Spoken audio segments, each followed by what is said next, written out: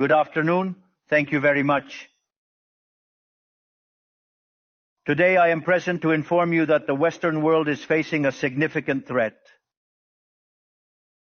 It is in danger because those who are supposed to defend the values of the Western world are co-opted by a worldview that inevitably leads to socialism and consequently to poverty and economic deprivation. Unfortunately, in recent decades, motivated by some well-intentioned desires to help others and others by the desire to belong to a privileged caste, the main leaders of the Western world have abandoned the model of freedom for different versions of what we call collectivism. We are here to tell you that collectivist experiments are never the solution to the problems that afflict the citizens of the world, but rather they are their cause. Trust me, there is no one better than us Argentines to provide testimony on these two issues. When we embraced freedom in 1860, in 35 years we became the world's first dominant power. 35 years we became the first world power. While when we embraced collectivism, over the past 100 years, we saw how our citizens began to systematically impoverish themselves until they fell to the 140th position in the world. 40 in the world. But before we can have this discussion, it would be important for us to first look at the data that supports why free market capitalism is not only a possible system to end world poverty, but also the only morally desirable system to achieve it. If we consider the history of economic progress, we can see how from year zero until around 1800, the world's per capita GDP remained practically constant throughout the reference period.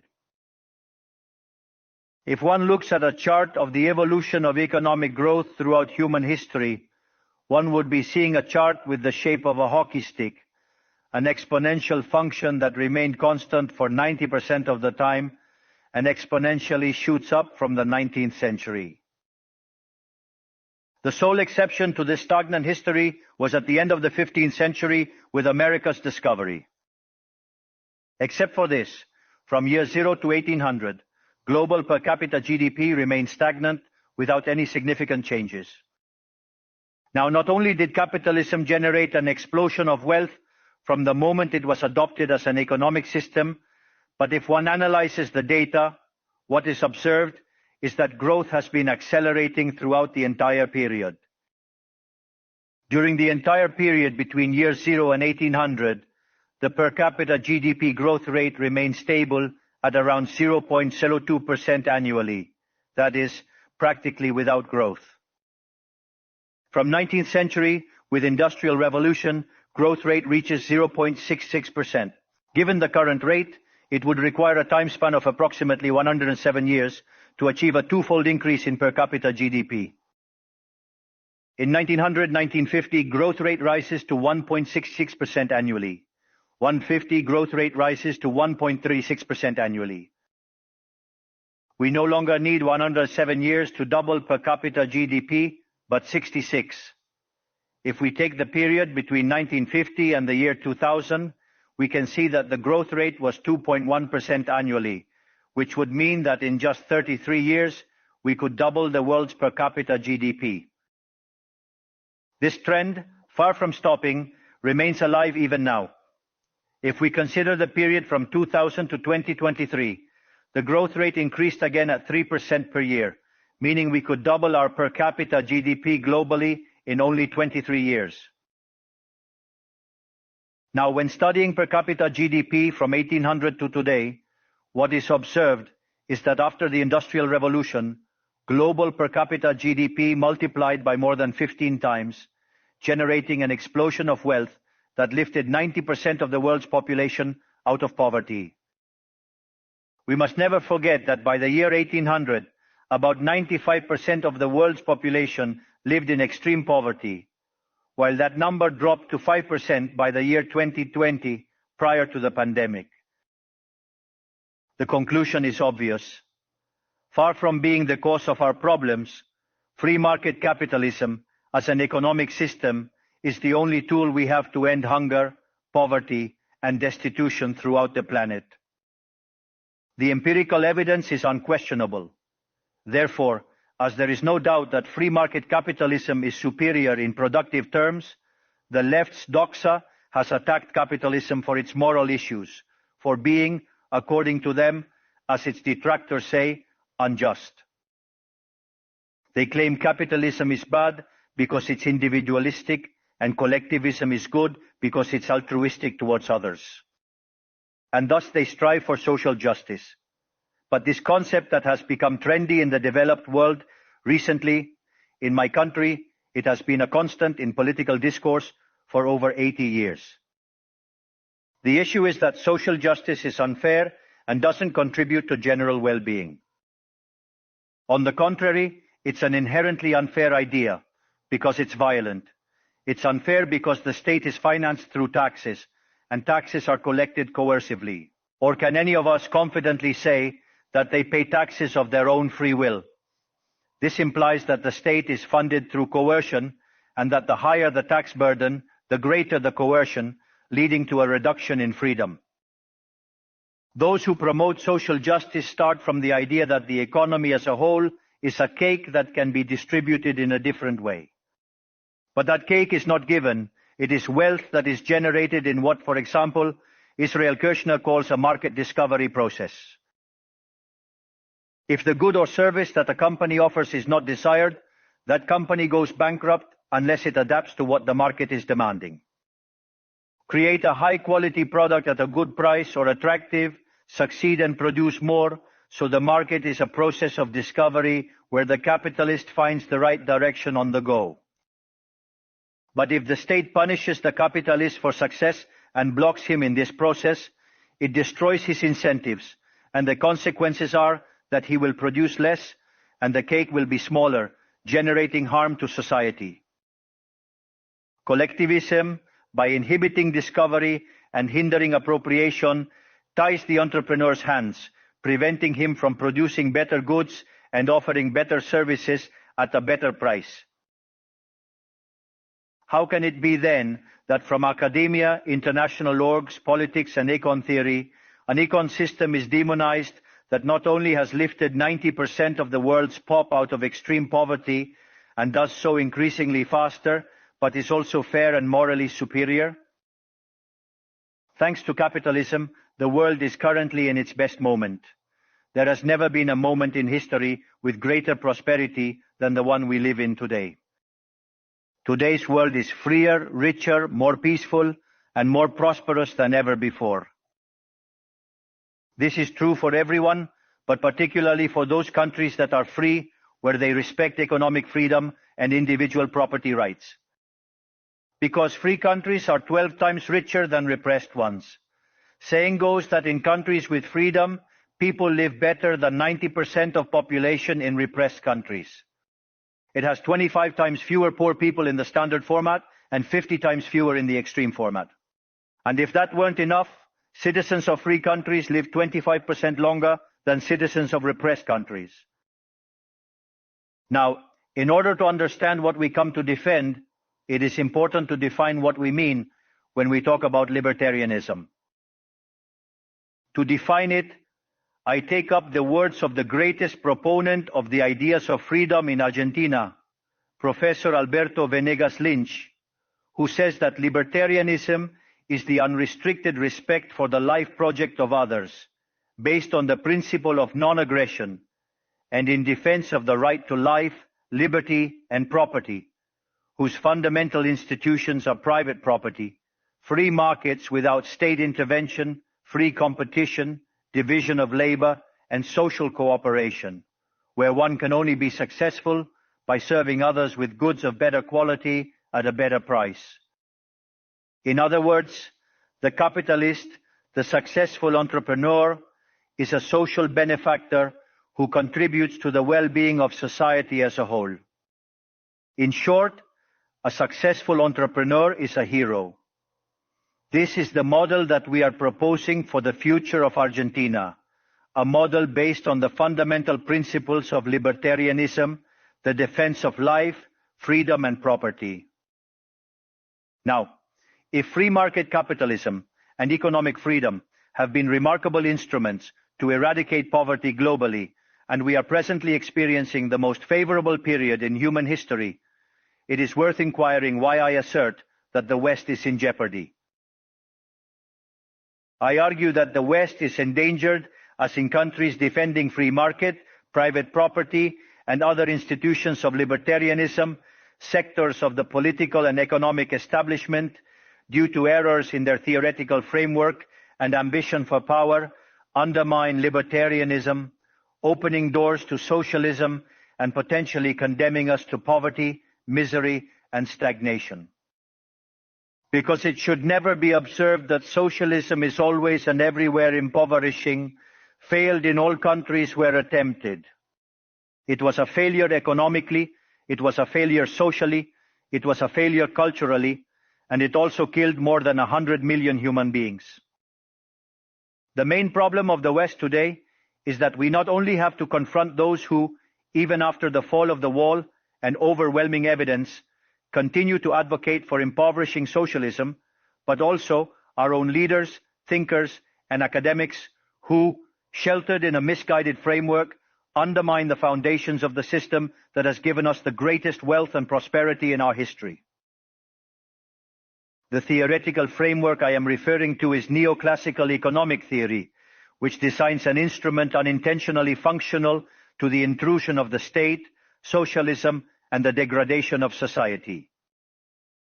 The issue with neoclassicals is that since the model they fell in love with doesn't match reality, they attribute the error to the supposed market failure instead of revising the premises of their model.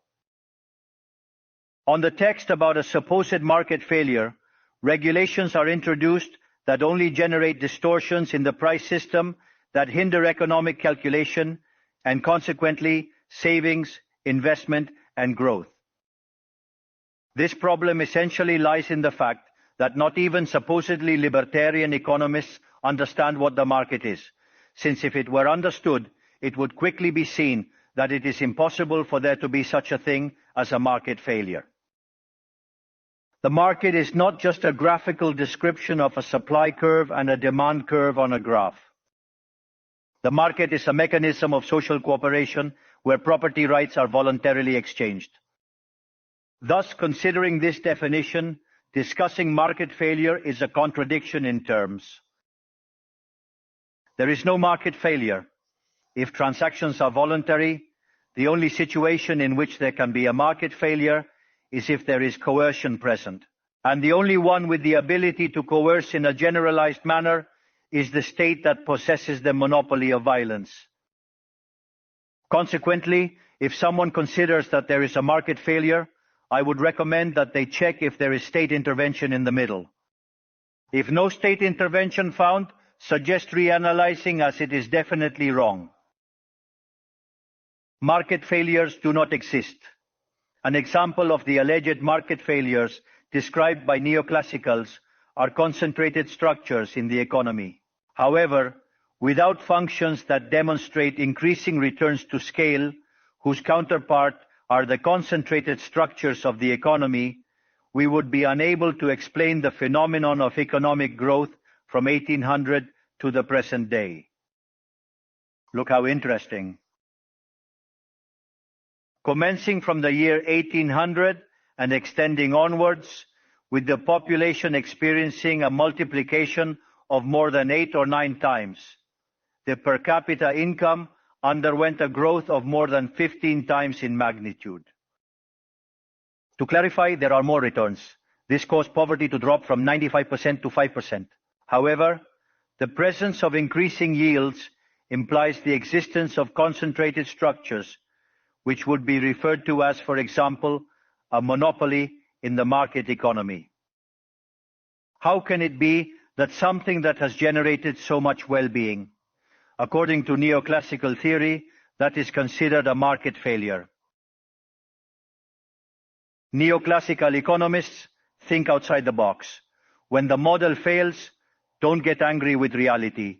Get angry with the model and change it. The dilemma for the neoclassical model is that they aim to enhance market functioning by targeting perceived failures. By doing so, they not only open doors to socialism, but also undermine economic growth. For instance, implementing regulations on monopolies, dismantling their profits, and obliterating increasing returns would inevitably annihilate economic growth. In other words, each time you want to correct a presumed market failure, inevitably, due to not knowing the market or because you have become attached to a failed model, you are opening doors to socialism and condemning people to poverty. However, in the face of the theoretical demonstration that state intervention is harmful, the empirical evidence that it failed because it could not be otherwise, the solution that collectivists will propose is not greater freedom, but greater regulation, generating a downward spiral of regulations until we all become poorer and the lives of all of us depend on a bureaucrat sitting in a luxury office. Given the resounding failure of collectivist models and the undeniable advances of the free world, socialists were forced to change their agenda. They left behind the class struggle based on the economic system to replace it with other supposed social conflicts equally harmful to community life and economic growth. The first of these new battles was the ridiculous and unnatural fight between man and woman. Libertarianism already establishes equality between sexes. The cornerstone of our creed states that all men are created equal, that we all have the same unalienable rights granted by the Creator, among which are life, liberty, and property. This radical feminism agenda has led to increased state intervention, hindering the economic process. It provides jobs to bureaucrats who haven't contributed anything to society, whether through women's ministries or international organizations promoting this agenda. Another conflict that socialists pose is that of humans against nature. They argue that humans cause harm to the planet and that it must be protected at all costs, even advocating for population control mechanisms or supporting the controversial agenda of abortion rights. Unfortunately, these harmful ideas have strongly permeated our society. Neo-Marxists have managed to co-opt the common sense of the Western world. They achieved this through the appropriation of the media, culture, universities, and yes, even international organizations. The final case is very serious, as it involves institutions with huge influence on the political and economic decisions of the countries in these multilateral organizations. Fortunately, more of us dare to raise our voices, as we see that if we don't confront these ideas head-on, the only possible destiny is more state, more regulation, more socialism, more poverty, less freedom, and consequently, a worse quality of life. Unfortunately, the West has already started down this path.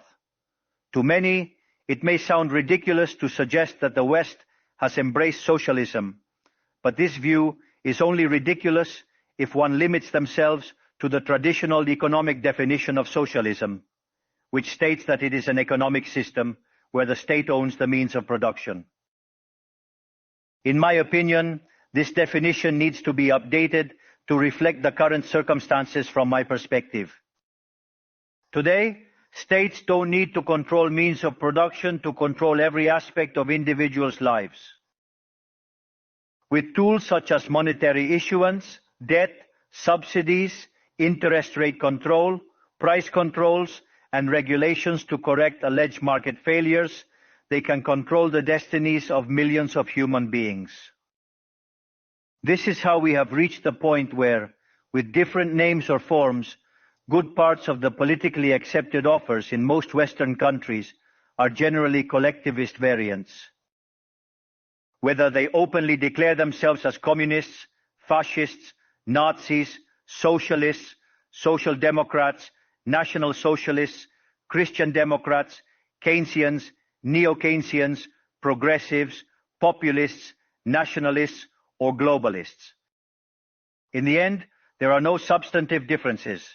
Everyone argues that the state should control all aspects of individuals' lives. All define a model contrary to the one that led humanity to the most spectacular progress in its history.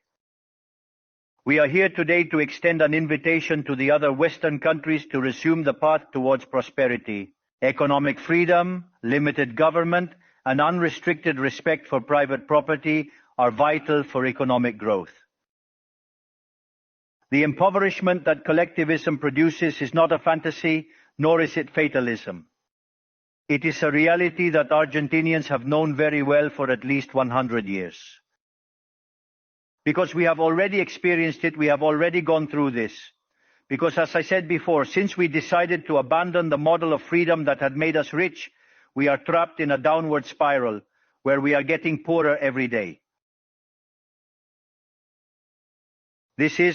We have already experienced it ourselves, and we are here to warn you about what can happen if Western countries who became rich with the model of freedom continue on this path of servitude. The Argentine case is the empirical proof that regardless of wealth, natural resources, population capability, education level, or the amount of gold bars in the central bank's coffers, these factors do not guarantee success. If measures are adopted that hinder the free functioning of markets, free competition, free price systems, if trade is hindered, if private property is attacked, the only possible destination is poverty. To summarize, I want to convey a message to all entrepreneurs present and those who are not, but are following us from around the globe, whether they're here or not physically. Don't be intimidated by the political caste or the parasites who live off the state. Don't yield to a political class that only wants to prolong its power and preserve its privileges. You are social benefactors. You are heroes. You are the creators of the most extraordinary era of prosperity we have ever experienced. Don't let anyone say ambition is immoral. If you earn money, it's because you provide a superior product, better price, contributing to well-being. Do not yield to the advance of the state. The state is not the solution. The state is the problem itself. You are the true protagonists of this story, and know that from today you have Argentina as an unconditional ally. Thank you very much, and long life freedom, damn it.